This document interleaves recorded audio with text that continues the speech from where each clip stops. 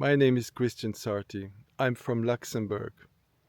I have been a resource person, a contact person for the foundation and the community since around 1984.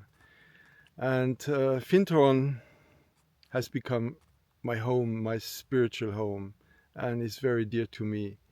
So everything that's happening there, I'm feeling connected to it. So all the recent events have, touched me a lot. The last time I was there was in 2019 for a constellation workshop. And before I was there for the co-creative spirituality conference, which was actually fantastic. And before also for a meeting of the RPs that usually took place every 2 years or 2 or 3 years, which was always very nice and very generous of the foundation. So now I came back to Findhorn in July. I was invited to participate in a little workshop with the Findhorn Oracle created by Swan Treasure. So I was in Findhorn on the 8th of July till the 16th. So my idea was to connect with people, look around and realize, the huge changes that had happened since my last visit. So this is a little documentary to show what I felt, to show the conversations I had with a few people. And of course, these are only a few people that I chose or intuitively, through the magic of Findhorn came to me. And it is just a snapshot, a very limited and modest snapshot of that week. But that week, after after all the things that happened, after Brexit, after COVID, after the fires, I mean, the whole place is transforming, and my intention is to show the transformation that is happening in that area, that small area between the Findhorn Bay on the left here and the sea. It is a fantastic location. So without any further ado, let's start this exploration.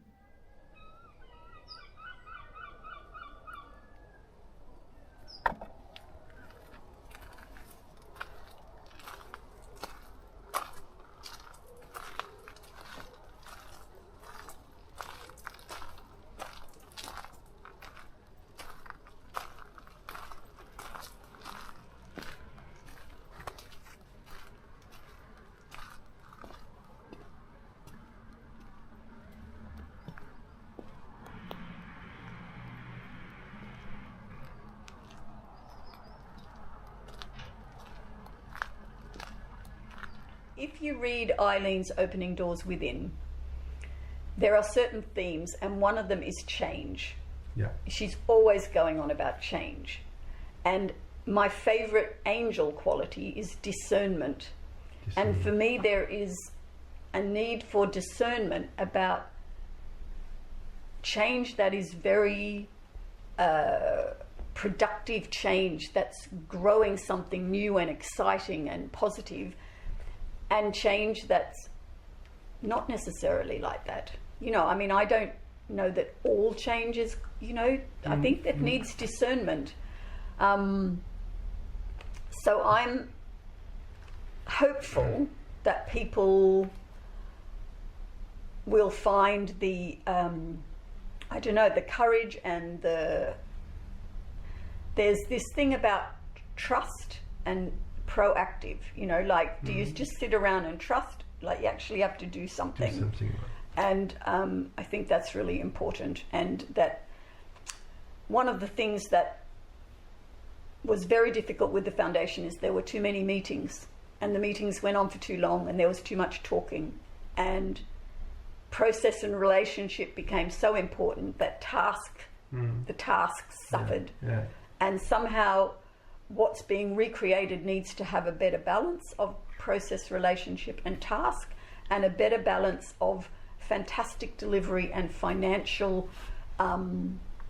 sustainability, financial thriving. They need to all go together, and it really needs to not be recreating the past.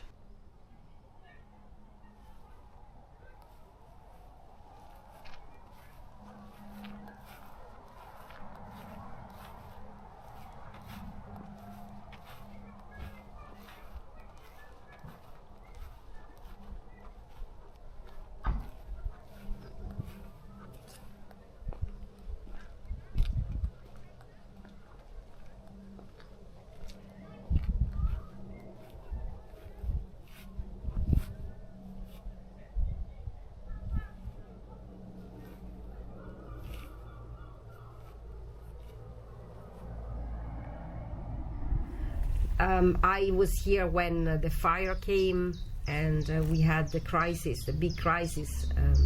I think this community has gone through many crises for many years, because when I arrived in 1994, they were already in crisis. There were already problems with financial problem with the foundation. It was already difficult. But I do believe that difficulties are part of life, and especially when we want to create a community, we have to smooth edges. We have to put people together that they are not thinking the same maybe, and they need to find a way to walk the same path together. Different pace. Somebody walk faster, somebody walk slower, somebody want to go that way, somebody go the other way. So it's not easy.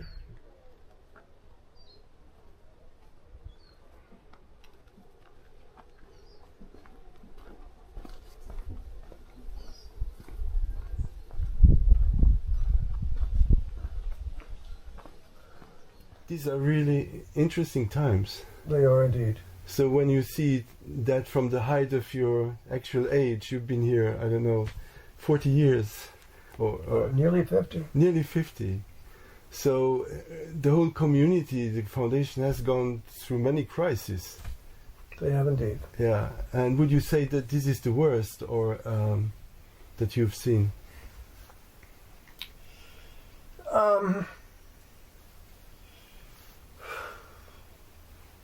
I would say it's the most pronounced change that we've had to deal with. I mean, before, the foundation has been there as the bedrock, literally as the foundation of the community. The guest programs we all benefited from the guest programs. It was the foundation's livelihood, but it was also, guests spend money. Even in Forest, in the neighboring town. Absolutely, absolutely. And they bring lots of money into the surrounding area. Yeah. So not having those people is a significant challenge. The upside of the equation, if there is one, is that we're not generating as much carbon dioxide, carbon emissions from the kind of international flights that people used to take to come here. Exactly, yeah. That's the upside of the equation. Yeah. But it doesn't pay the bills.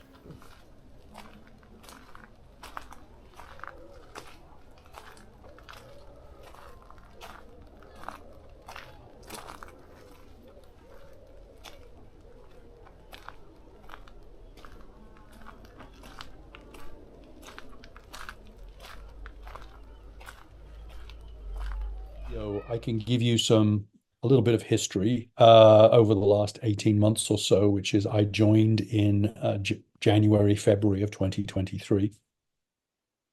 And so the Findhorn Foundation Trust is winding down. The Findhorn Foundation Trust was the holder of many of the assets here in the park.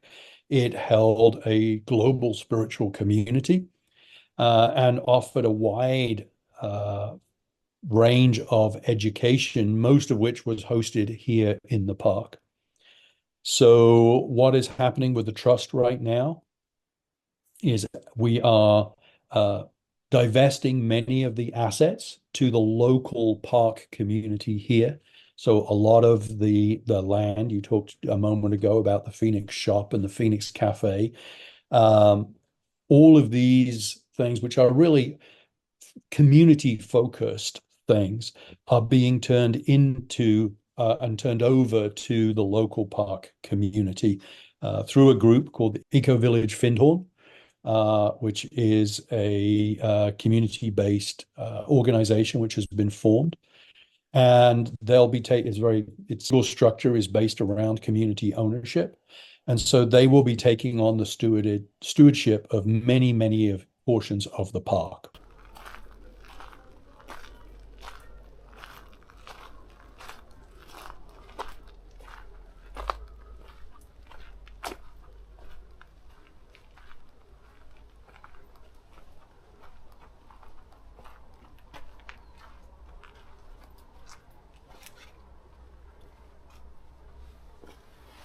I think it's also a transition that we waited for a long time. You know, it was in the pipeline for a long time, between the community taking over things that are actually more community things.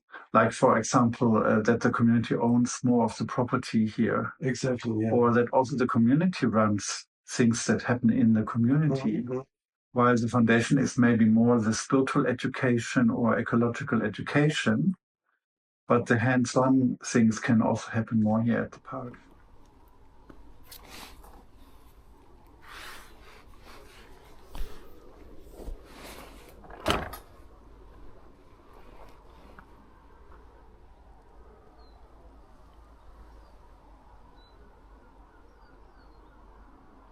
I feel that there is definitely a chance that the community will step up and hold the place at the park in a completely new structure, but there's a lot of work to be done in relationships between people and organisations, and there have been meetings about that. You know, we're not some wonderful pure place where, you know, nothing difficult ever happens. There are personalities, there are sort of competing entities sometimes. There is a desire for it all to work, but the nitty-gritty of getting it to work is another story.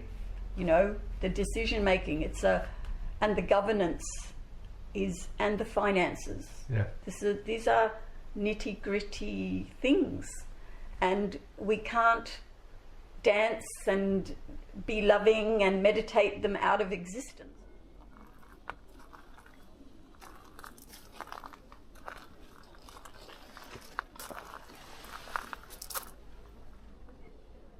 Score, but long story short, we've created this new community benefit company,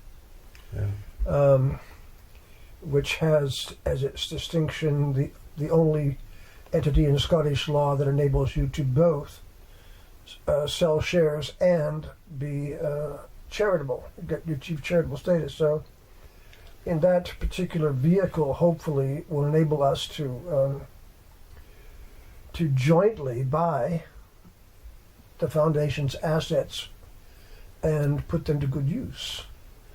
And this was all driven in large part by the foundation's decision that in order for it to become sustainable, it would have to get out of taking care of all of its physical assets and focus more on spiritual education, which has been its primary goal and work for as long as I can remember.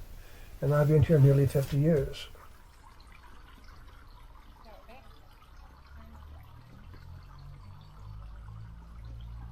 The loss brought the purpose. Make the purpose more clear. Yeah. Even if we are surrounded by the challenges of who is in charge of what. We are in the process of buying some buildings and some parts of the park. what is going to happen next. There is fears, of course there is fear, but it doesn't stop us. That's what I found fascinating. Yes, there is fear, yes, there are things that maybe don't work perfectly, but we don't stop because we know inside that this is the right way. Yeah.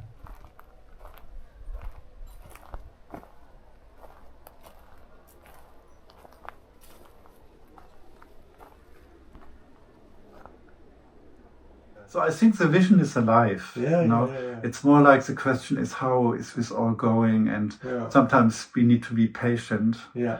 And this year it's a little bit difficult to describe because everything seems to be in transition at the moment. In transition, that's the word. But I think I can feel that it's bubbling. It's bubbling, It's bubbling in the right direction. Huh? It's definitely bubbling. Yeah. I agree.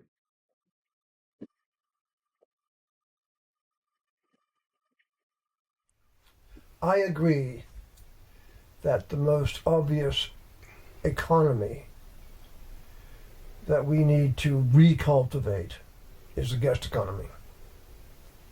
We need to be doing stuff that attracts people.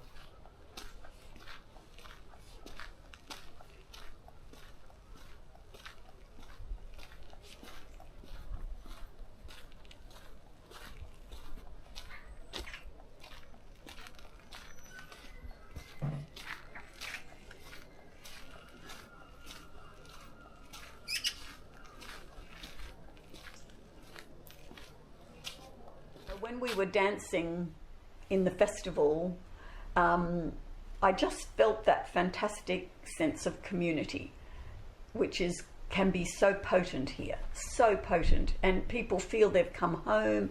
I heard that said many times. Oh, it's a homecoming. It's a homecoming. Yeah. This immersion, this top up of this heart feeling loveliness. And, that's still very relevant. I mean, the world needs it more than ever.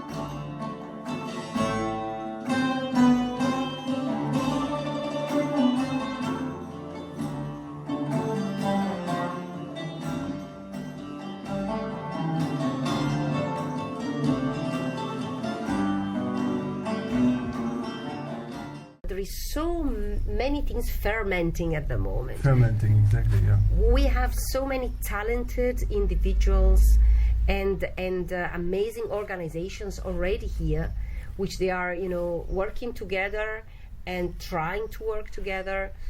And I think it's because we have so much happening, sometimes it can look like chaos. Yeah. But it's chaos that Life is chaos. Yeah. Chaos makes creation. Creation is chaos. You start with, making things, and then sometimes what I found, for example, challenging is that there is so much going on that I don't know what's going on. So sometimes I feel, oh my God, they are doing this and I can't watch that, or I would love to relate to this other person, or that would be amazing. And I have no time, and because there's so much going on.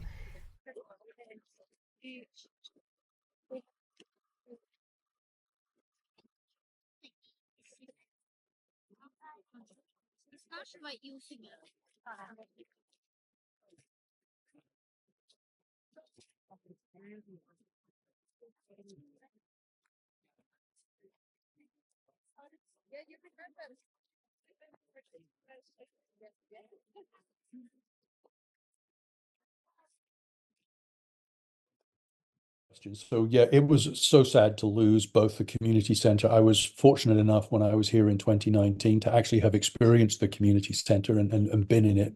It was a great loss, as was the loss of the sanctuary, which has actually started to re-emerge from the ground now, thanks to the effort of Park Eco Village Trust. And that's one of the things that the Findhorn Foundation Trust is doing, is having turned over the land and the co-creation of the new sanctuary.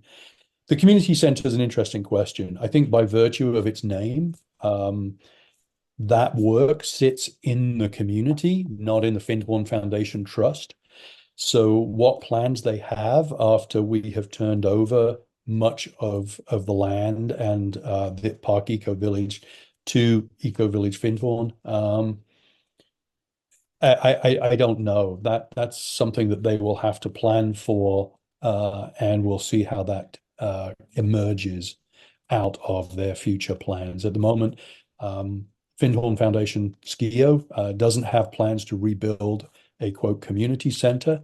We are looking at what is possible in the park in terms of what is needed to host experience weeks here.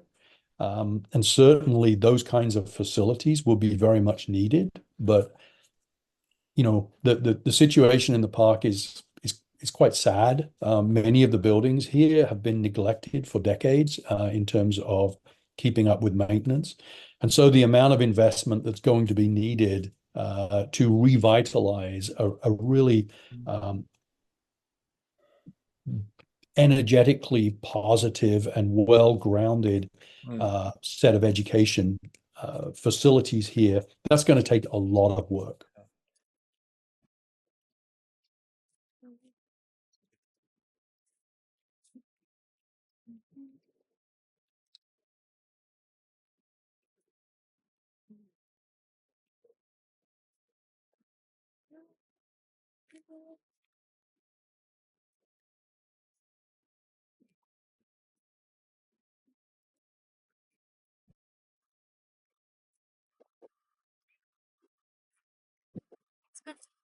Well, I think it's not an easy process, but it was really a necessary process eventually that the community experiences to have to step up in responsibility and getting in charge of where we go as community, because it was almost like that the foundation from the past was a little bit overcharged with authority because they had so much property and like the guests would most of the guests would come to the foundation and not to the rest of the community.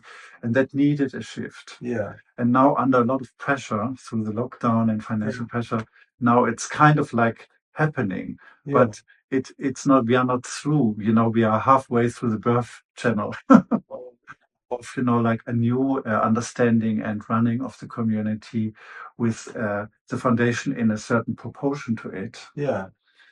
Maybe in a year it's clearer, maybe in 2 or 3 years it's clearer. Yeah.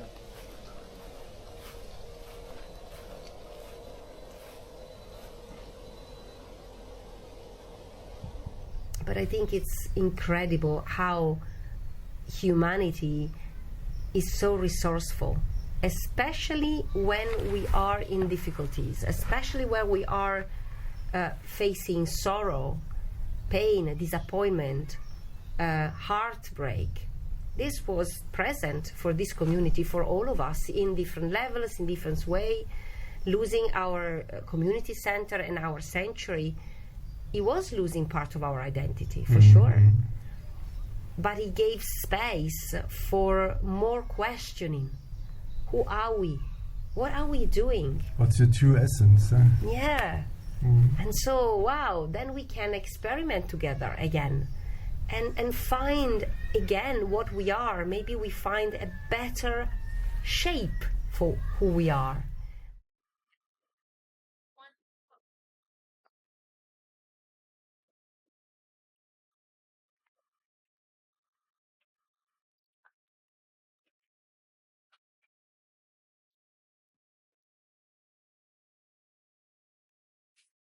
Insofar as we are able to model quite literally sustainable community in a way that makes it feel like we're enjoying it, then we will have something to contribute. We can show people that the adjustment to climate change need not be sacrificial, need not be uncomfortable. I mean, it will be less comfortable. It will be less convenient, but there's a certain sense in which that might be good for us. But the point is, whether it's good for us or not, I think if we can model it in a fashion which suggests that we can do it, and B, we're enjoying doing it, then that will, I think, make us relevant again. Yeah. How much of that is spiritual is an interesting and open and unanswered question. Is it spiritual to be sustainable? In my view is yes.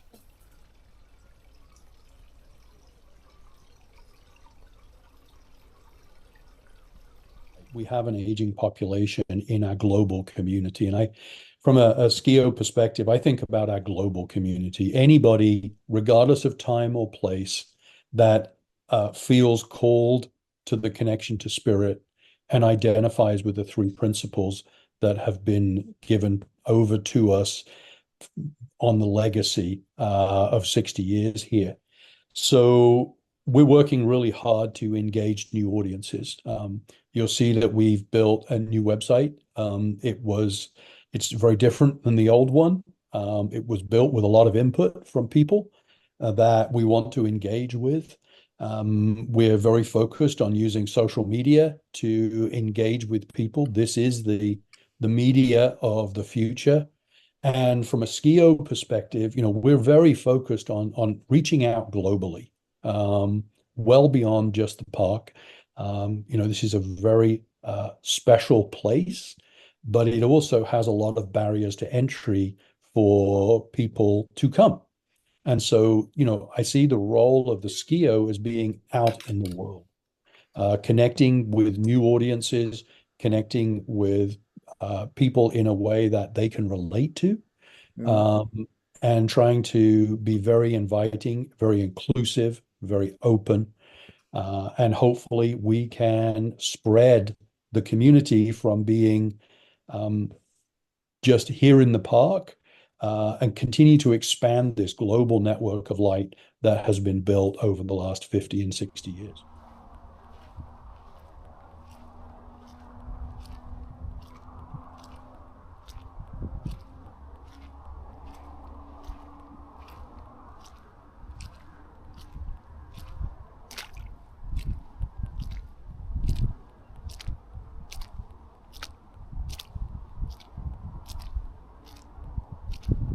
Eileen would be the first person to say that you have to get rid of the old to allow space for the new. I mean, nobody realized it was going to be so radical and so dramatic.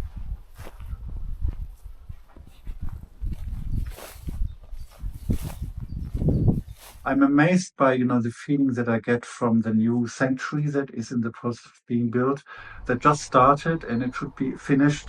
Ideally, you never know with building sites, the end of this year. Wow.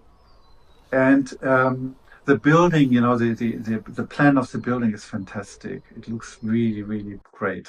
Yeah. And much more inspiring than the old sanctuary. Yeah, and bigger. As a building, Yeah. As a building, it looks like a temple, really. Yeah. And the old sanctuary was powerful and beautiful inside, but it was a garage, Yeah. that restored to a meditation hall.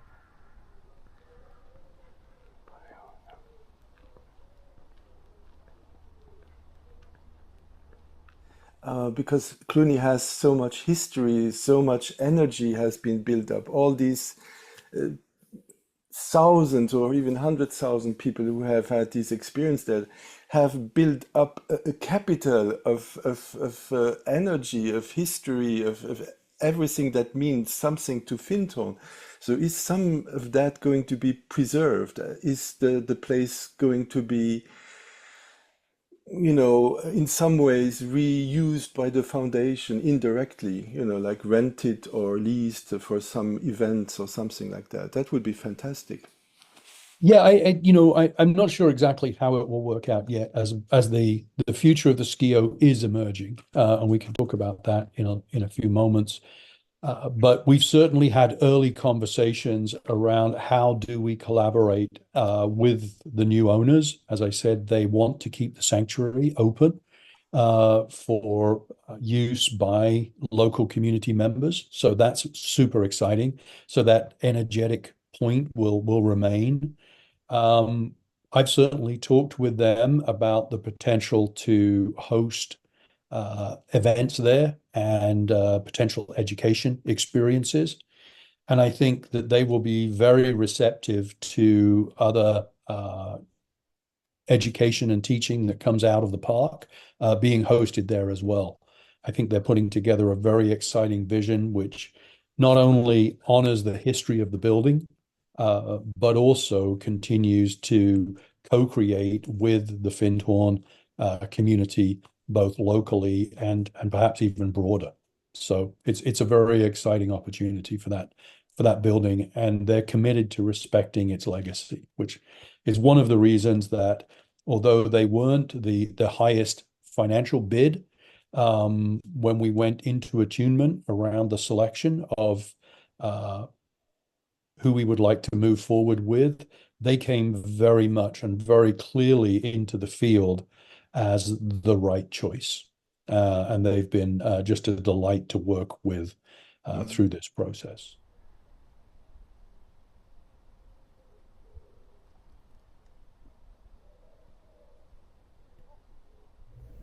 I was really taken by this idea that Eileen Caddy brought, that we are a living experiment. This community is a living experiment. I loved it. The first time I heard it, I loved it, and I'm still loving it. I feel it's the best representation of this community. We are a living experiment. And what happened in an experiment? You make mistakes, you messed up, and then you try again and again and again. And the best manifestation of love for me is attempts of loving deeper, loving better, loving more. This is what this community has been doing for decades. So I have complete trust in the fact that we will succeed. We will succeed in failing again and again and again, and learning and growing and building together, what it means to be community. We make mistakes. We did. We will continue doing it. It's like the world, but we will continue doing. Yeah. So that's the special miracle of Findhorn, that no matter what, we keep going. No matter what, we keep trying. We don't give up. It's like a natural glue, wanting to be together, wanting to find a way. And this is amazing. Yeah.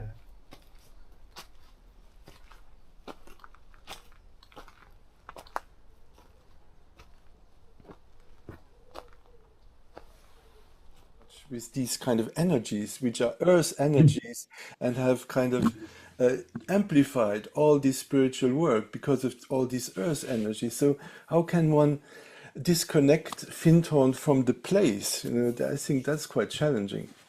There's no intent to disconnect at all, right? It's a both and situation.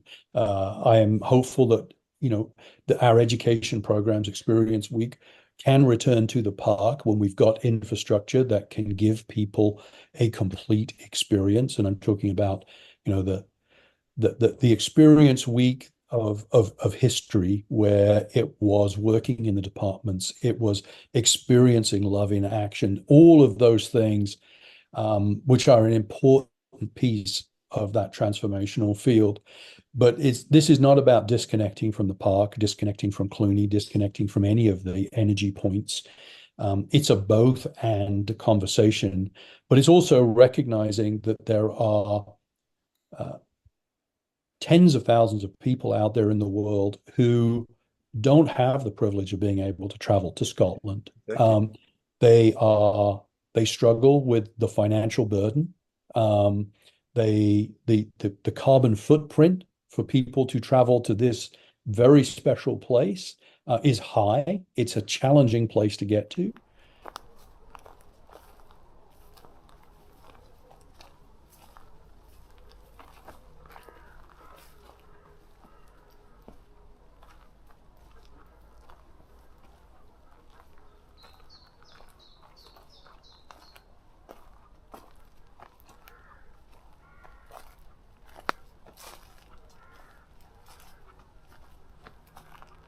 And I mean, Findhorn doesn't have a monopoly on that. No. I don't want, there are lots of wonderful groups all over the world doing similar things, and although we may be seen as the mothership of communities, people, it doesn't have to be here, for example. And I just want to say the reason I loved being here was not to be part of the residential community here, but to be part of the vehicle that allowed people to come and go and put their finger or their toe in the water and then go out and live that. That was my love. And so it's about the ripple effect for me. I wanted to be, and so the Findhorn Foundation provided a vehicle for me to contribute to this ongoing, waves of people. And so it was great to be part of the dance festival last week, which ran independently, but of course with the same essence. We had home groups where people could share in circles. It was the same essence, the same spirit. And people felt that. People who have been to the dance festival previously when the Findhorn Foundation held it said, the magic is still here. How fantastic. We wondered, we know there's so much transition happening, but actually it's still here. And there are lots of little independent sproutings happening. And we always saw ourselves as a seed center. So it's wonderful that people within the community, Barbara Svetina is starting a program today, and there was a little thing on the weekend, and little sprouts, and the permaculture is happening here in August, and Laura Passetti is running a theatre. There was just one for teenagers, then for adults, and then another one for teenagers, bringing people always with this heart, a very heart-opening quality, which for me is, quite core to what the foundation and the community is about. And what a great opportunity for the community to step up.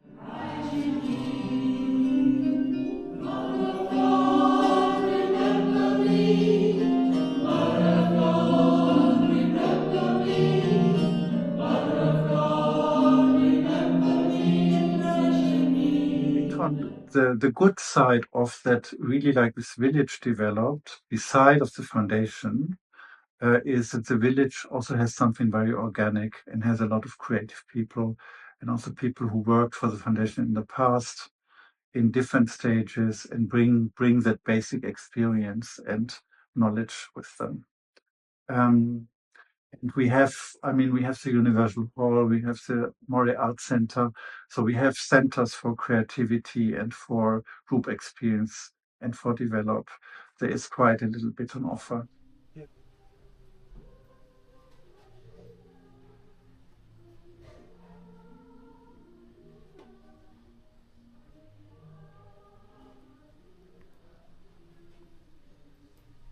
There is so much going on. There are so many artists here. There are organizations that, you know, do a lot for the ecology of the place and also for the ecosystem, for educating people. There are a lot of workshops and courses, and yeah, we are vibrant. Actually, I think we are very vibrant.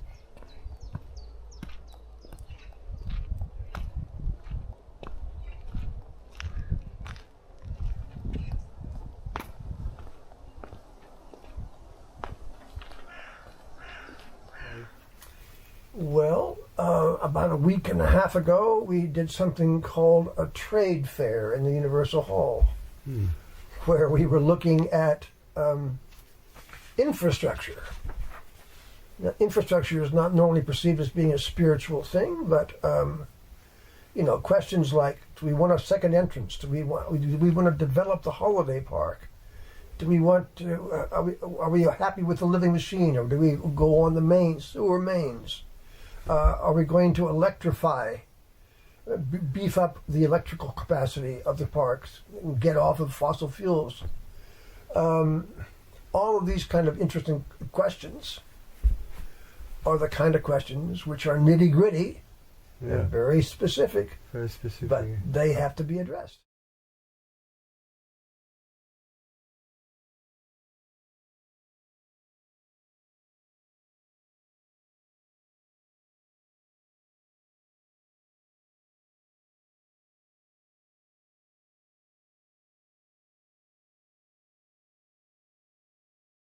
But also there's a sense that the essence of Findhorn, people needn't necessarily come here, that they can access that within.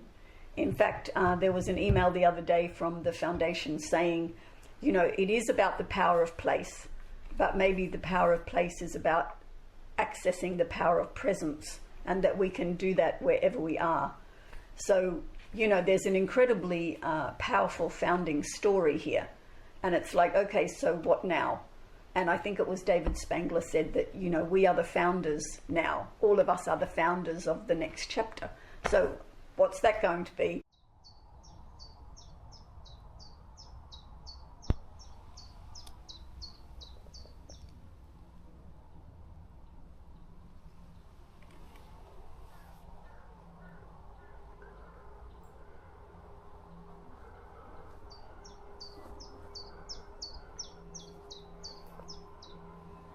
And I'm here today in Kulern Garden in Findhorn. As you can see, it's a magical place, and it's brimming, it's full of beautiful beings of nature spirits, we call them here. And in this garden, for many years, friends have been working together in co-creation with nature spirit, and they have grown vegetables, they've grown flowers, and they've also developed their own particular relationship with these nature beings. Now, you may be wondering who these nature spirits are, and how do they look like, and how do I find them, and where are they? I can't see them. Yeah, they're not visible to human eye, usually, but they are here. And Findhorn has a long history of co-creation with the nature spirits. As you may know, people started to arrive here in the community back in the 60s because Dorothy McLean contacted these spirits, and the Deva of the Deva of the sweet pea was the first one that was contacted at that time. And this nature spirit gave instruction about how to treat the ground, so to make it fertile and to grow amazing vegetables.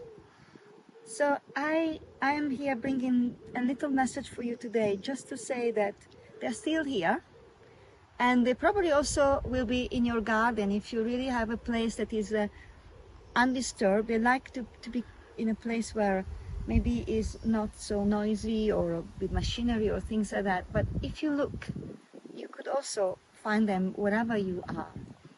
But the nature spirit are an important part of our evolution as human beings.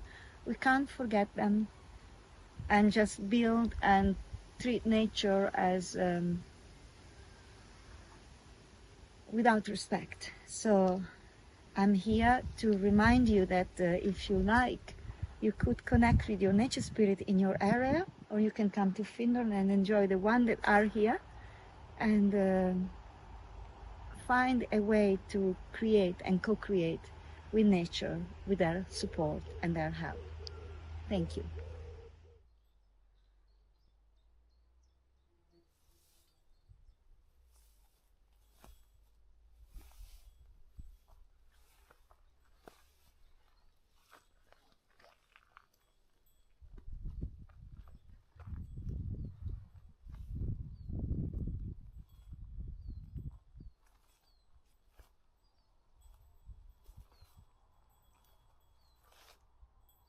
All of the founders had their respective spiritual paths, which converged felicitously to produce what we know as the Findhorn Foundation.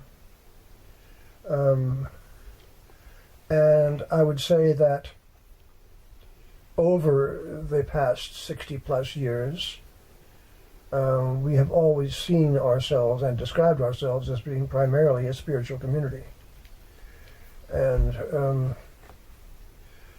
yes, part of those esoteric teachings, particularly the Alice Bailey variety, speaks about, a mystery school in northern Scotland would appear.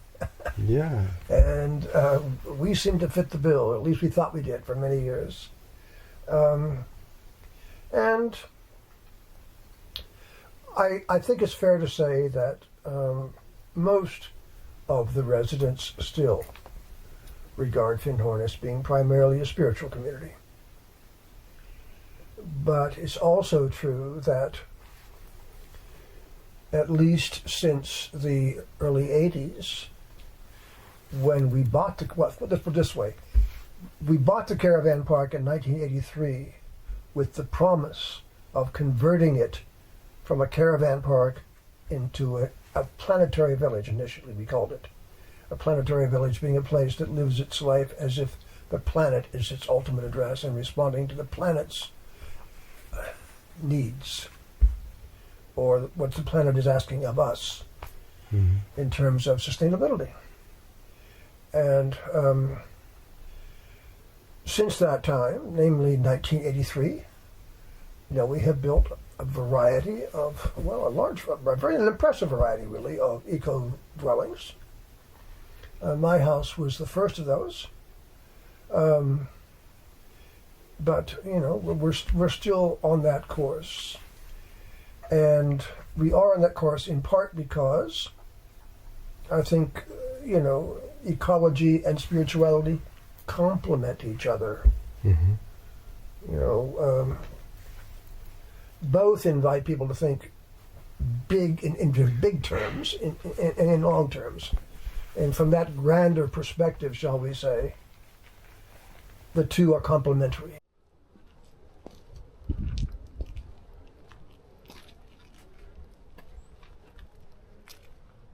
There is a song that I really love because we are in the singing chamber. And yesterday, when I did my the final performance with my teenagers eco theater course, they were singing that song, and it's so relevant. It goes like this: you don't need to know the way knows the way. You don't have to plan the way, trust the way, feel your way.